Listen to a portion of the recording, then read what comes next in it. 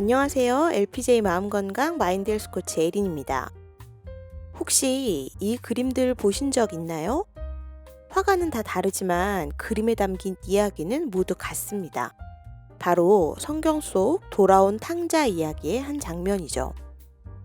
미리 물려받은 재산을 방탕하게 탕진하고 돌아온 둘째 아들과 그런데도 살찐 송아지를 잡아 잔치를 열자며 반갑게 맞아주는 아버지. 작품들은 이 두 사람만 그리기도 하고 밭을 나갔다 돌아오는 길에 그 모습을 보고 서운해진 첫째 아들까지 함께 그리기도 하는데요. 부모가 자식을 똑같이 사랑한다 해도 한 명 한 명에게 보이는 표정, 건네는 말, 대하는 태도가 같을 수 없고 부모의 사랑이 무한하다 해도 물려줄 재산이 무한하지는 않습니다. 그 때문에 종종 형제 사이에 갈등이 생기는 건 예나 지금이나 마찬가지인 것 같아요. 오늘은 그 이야기를 한번 해볼까요? 네 남매 중 둘째인 이분은 15년 전부터 홀로 된 어머니를 모시고 있습니다. 사실 학원비, 반찬비 등을 종종 내주셔서 모신다기보다 도움받고 있다는 게 맞을 것 같아요. 어머니가 하시는 일이 전문직이다 보니 80이 넘어서도 경제적으로 독립적이시고 어머니 명의의 집뿐 아니라 연금과 현금도 꽤 있습니다. 하지만 네 남매 모두 잘 사는 편이기 때문에 어머니 재산에 특별히 관심을 두진 않았어요. 그러다 어머니 건강에 문제가 생기면서 상속 문제가 수면 위로 올라왔습니다. 제일 큰 문제는 수십억을 호가하는 집입니다. 형제 중에 제일 사정이 나쁘다는 이유로 그동안 어머니를 책임지기는커녕 종종 지원을 받았던 막내는 앞으로 자기가 모시겠다며 유일한 아들로서의 권리를 주장합니다. 셋째는 그동안 엄마 뒤치다꺼리를 도맡아왔다며 자기 몫을 주장하고 언니는 언니대로 맞이임을 주장하고 있어요. 물론 이분도 할 말이 있습니다. 결국 15년 넘게 어머니와 함께 산 사람은 다름 아닌 이분이니까요. 유산을 염두에 둔 건 아니었지만 그동안 남편은 엄청난 불편을 감내해야 했고 그러다 보니 그에 대한 보상으로 상속도 기대하게 됩니다. 결국 지난 가족 모임에서 갈등은 불거졌습니다. 어머니 앞에서 직접 말하진 않았지만 묘한 신경전이 벌어졌죠. 아마 시간이 갈수록 싸움은 더 심해질 겁니다.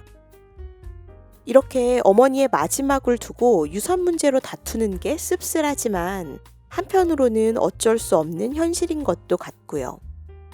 이 문제를 어떻게 해야 잘 해결할 수 있을까요? 사연 속 어머니는 남편이 떠난 뒤 자식만 보고 헌신하며 살았습니다. 그런데 그런 자식들이 재산을 탐내면서 아픈 어머니는 뒷전이고 잿밥에만 관심을 보이고 있습니다. 게다가 평생 내 돈을 내 맘대로 쓰지 못했던 어머니는 마지막까지 원하는 대로 돈을 쓰기가 쉽지 않네요. 인생이 허무하고 현실이 서글프고 마음이 씁쓸할 겁니다. 사실 돈을 마다할 사람이 얼마나 될까요? 없는 사람은 없어서 있는 사람은 더 갖고 싶어서 돈 앞에서는 누구나 욕심내게 됩니다. 욕심의 사전적 의미는 분수에 넘치게 무엇을 탐내거나 누리고자 하는 마음인데요. 후박사의 사례로 풀어본 한국인의 정신건강에는 이런 이야기가 실려 있습니다. 한 청년이 스승을 찾아와 물었다. 어떻게 하면 영생을 얻을 수 있을까요? 계명을 지켜라. 그는 다시 물었다. 모든 것을 다 지켰는데 무엇을 더 해야 할까요? 스승은 대답했다. 가진 것을 모두 팔아 가난한 자에게 나눠주라. 그는 재산이 많은지라 근심하며 자리를 떠났다. 인간의 욕심은 끝이 없다. 부자 청년은 영원한 생명까지 원하고 있다. 욕심이 생기면 죄를 낳고 죄가 자라면 죽음을 낳는다.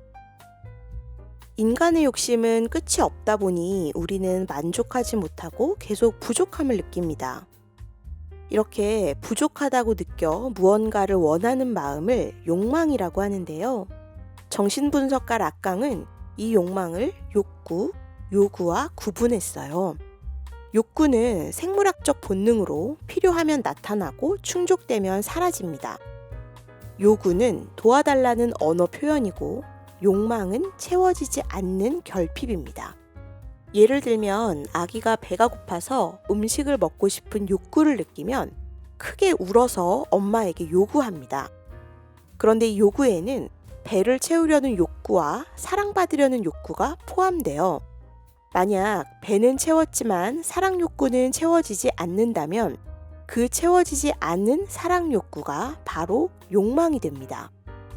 즉, 욕구에서 요구를 뺀 것이 욕망이라는 거죠. 그런데 인간의 욕구는 무한하기 때문에 우리가 살아있는 한 욕망도 끝이 없습니다. 죽은 다음에야 욕망이 없어지죠. 그러니 인간은 욕망이 제로인 상태로 나아가는 존재라고도 볼 수 있겠죠?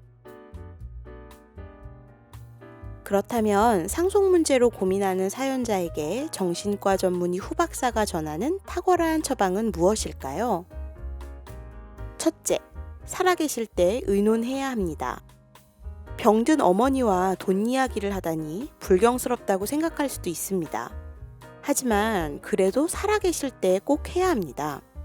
갑자기 사고가 나면 모든 게 뒤엉켜 소송으로 이어지는 긴 싸움이 될 수 있기 때문이죠.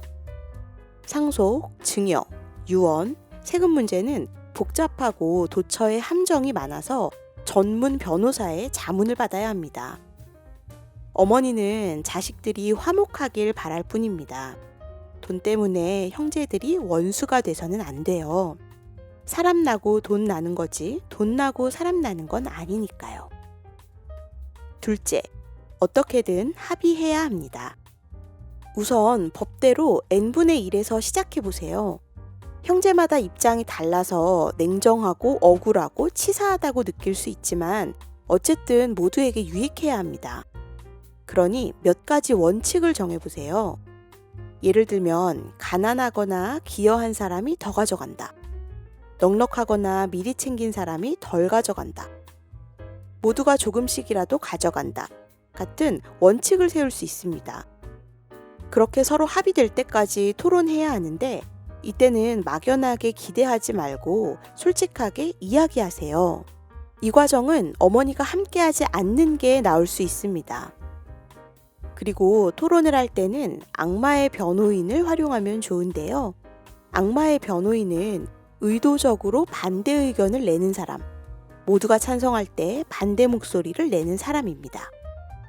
악마의 변호인이 있으면 토론이 활성화되고 다른 선택의 여지는 없는지 검토하게 돼요.